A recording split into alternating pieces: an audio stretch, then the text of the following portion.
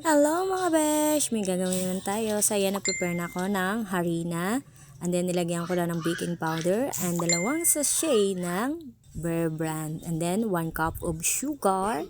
And then 2 cups of water. So ininti-inti ko lang yung water para malaman natin na ganito yung tsura niya na makapot. And then sinala ko na siya.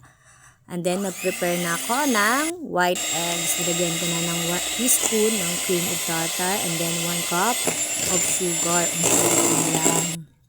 Yan, hanggang ganyan na pwede na. And then, kinat and fold ko na siya sa ating mixture. And then, after that, nilagay ko na siya sa molder natin. So, ayan, tingnan yung mga beshi. Marami din naman na tayong nagawa. At niluto ko lang siya within 10 minutes. So, ayan, tingnan nyo, fluffy and soft. Ayan mga beshi, Fadish product perfect. So, kainan na!